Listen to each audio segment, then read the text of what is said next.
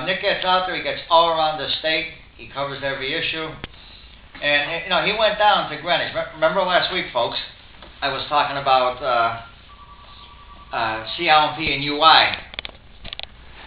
down at the storm in Fairfield County. And they're saying now we're supposed to get anywhere from 2 to 5 inches of rain again Monday into Tuesday. We're supposed to get about 2.5, 3 inches around here. And they're saying 5 inches again down Fairfield County, Greenwich and Stamford. And Jim Hines, the U.S. representative, I saw this in the Connecticut Post, which I think is the best newspaper in the state. They had a big article out. U.S. Representative Jim Hines was 8 days without power. Here he is, a congressman living in Greenwich, and he didn't have power. So now he knows what it's like. And if he had listened to Nick Kasha and I, he would have had an emergency survival kit in his house. He would have had the plug in his car where he could be running a few things. He would have had a generator. He would have did what we said. But, Nick's been down there, so hopefully Nick got to him and a few others. Nick, he'd be a good one for you to interview. Representative Hines, he went 8 days without power. So he's somebody you could talk to, and he could relate now to the problems of the storm. And they might get hit again, because they're talking 4 to 5 inches of rain Monday and Tuesday. Okay, Colin, we have a call again? Hey, good evening, caller.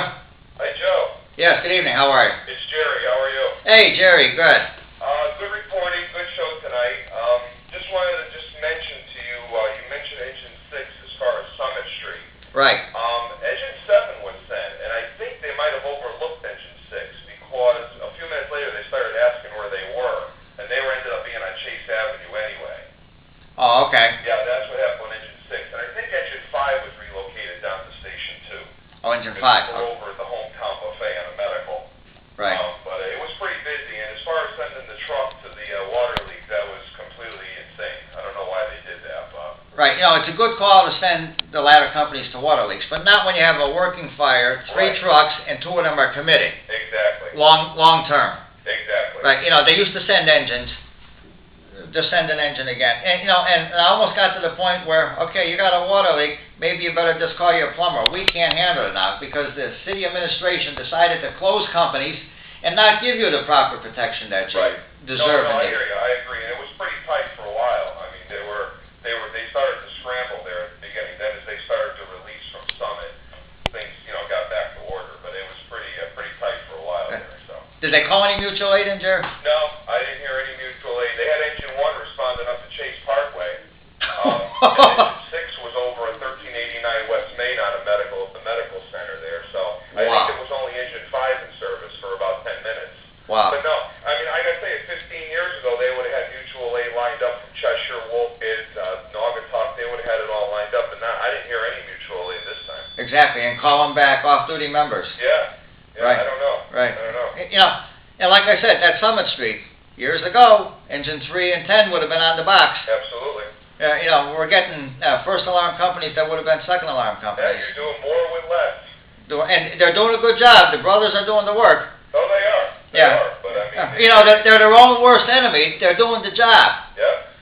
But there's times that things are going to be tight. So I mean, yeah. What are you going to do? Yeah. Okay. Thank you very much for your reporting. You helped me out a lot too with your stats and. Well, I'm always around, so.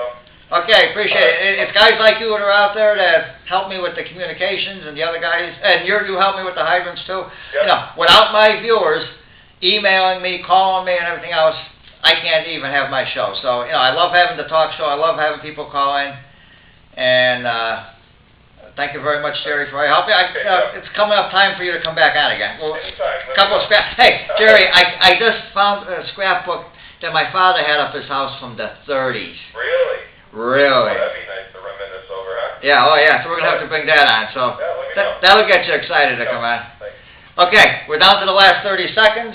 Another fast show, another entertaining show, and another show that I hope was very informing to my viewers out there. Next week is Easter Sunday. We will not be having a show, so I will see you in 2 weeks. Happy Easter to everybody out there, and Colleen will be on in 2 weeks at 6. And Grow Talk, and I will be on at 7, Issues from Safety in 2 weeks. Happy Easter, good night, and we'll see you. Mr. Speedo, Nancy, and Justin are all also in the studio. Nick Kasha, We're going to need a bigger studio here, just for the viewers, just for the audience. Anybody out there, if you ever want to come down and sit in the studio, give me a call, email me first, and we make sure and we can have some people down here. Thank you and good night.